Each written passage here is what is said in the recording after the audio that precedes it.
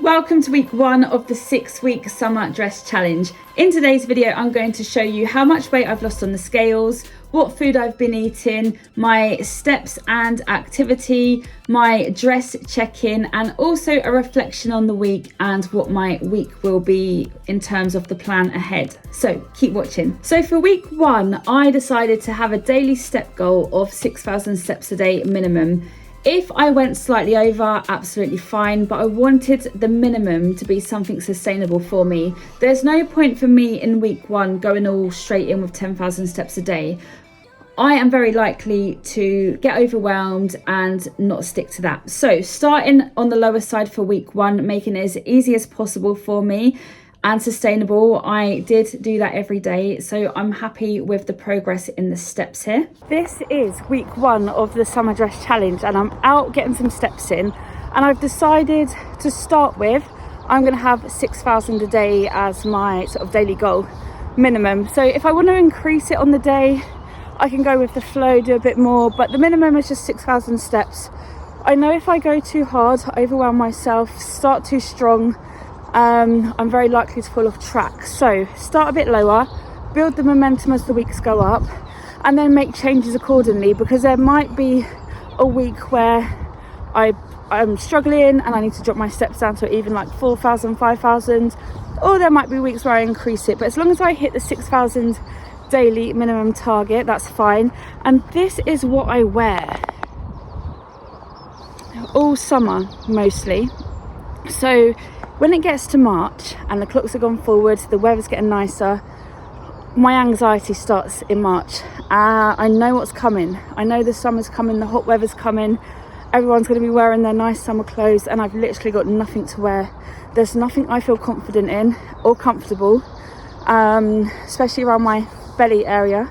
I've got a lot of weight on my belly, so I get really miserable actually, and it brings me down. I mean, I don't like the hot weather anyway.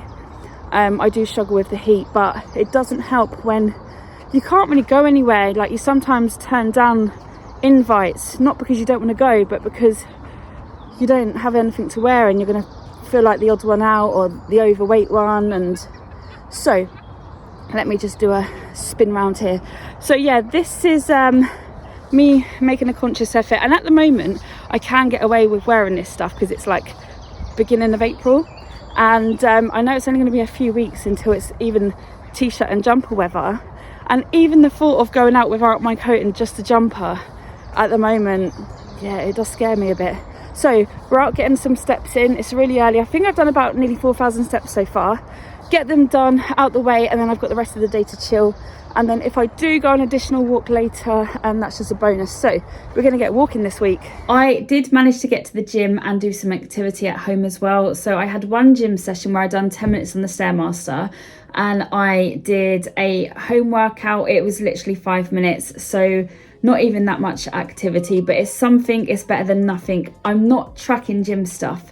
This is just additional stuff because I know I'm not going hard on myself. I'm making this as easy as possible. If I want to go to the gym once in a week, if I want to go 4 times, it's all good. I'm not tracking that, but I thought I'd share it anyway. Now, if we move on to the scales, I will show you my first weekly weigh-in. Right now it's scales time, so I'm going to weigh myself for week 1. So I started at 90.25 kilos, and I am at the end of week 1 89.5. So I've lost 0.75 of a kilo, which is 1.6 pounds, so over 1.5 pounds. I'm very pleased with the progress. 1.5 pounds in a week, and I haven't been weighing myself most of this year because with the 12-week jeans challenge, the scales weren't included. So I'm trying to be adaptable, a bit flexible with my approach, experiment with stuff. So the scales is a useful tool combined with other measurements. So yeah, I'm happy with 1.5 pounds. And yeah, I've made some good progress. So now I'll just share a few clips of some of the weekly meals and the food I've been eating. I am at the moment not tracking food. I'm being a bit more free with that. I would say it's more mindful eating. So I'm eating mindfully, but I've got no rules or restrictions or tracking at the moment. That may change as the weeks go on. I don't know whether I will eventually do some form of calorie tracking or protein measurements again. I don't know. But at the moment, there is no pressure and no tracking with food. So that feels quite nice for me. So week 1 of the dress challenge then, check-in. I tried it on for the first time since I started. And I'll be honest, my stomach felt heavier and more bloated. And the dress actually felt tighter on me, which is interesting. So it could be the fact that I'm due on in a week and a half to 2 weeks, I don't know. I definitely felt more heavy and bloated, and the dress felt really tight around my sides and my stomach. So I'm not too sure why. I do the check-ins on an empty stomach each time, so it's consistent, and yeah, I can't really explain that one. So I'm not going to overthink it. I'm going to keep going, because that's just 1 week that I've noticed something. What I will probably notice is patterns, and I'll look out for trends. If something's happening all the time, do I need to adjust something? So this is kind of just data I'm collecting at the moment. So week 1, although I did feel really uncomfortable, and it reminds me of how much more I've got to go, but I'm remembering how far I've came. I think since my very heaviest, I've lost maybe about 21 kilos. And since August last year, so what's that, about 10 or 9 months or so, I've lost about 13 kilos. So I have made good progress. This is not me being negative on myself. This is actually just me having a true reality check of the dress is really tight still. And you have to be honest with yourself, but also not be negative and hard on yourself. So it's got to kind of have a balance about when you assess stuff like this. So just reflection, this is how I'm tracking my weekly progress for the next 6 weeks. So this is how I always do it. I like to do the weeks down the side, then I do the date that I'm going to check in. So I check in on the same day every week, usually a Friday or a Saturday. And then I'm going to track my weight in kilos. I'm going to do the inches of my belly every week, and my weekly step total, along with my total loss, so in kg and pounds.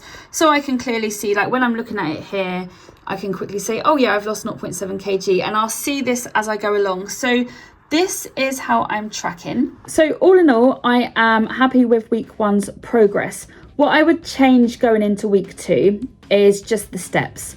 So I will aim for 8,000 steps a day minimum, rather than the 6k. So there's a slight increase.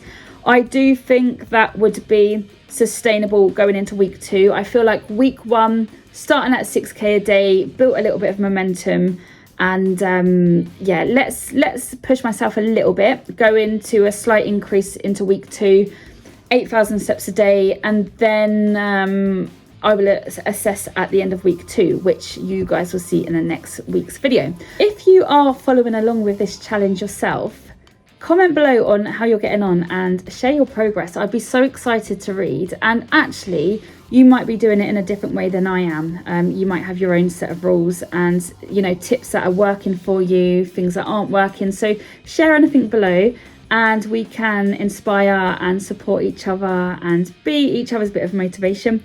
And I would also say that sometimes getting started on something can be the hardest thing, whether it be trying to fit into old clothes, or it could be like something running a 5k. You could be really unfit, want to run a 5k, but at the moment you can't even jog.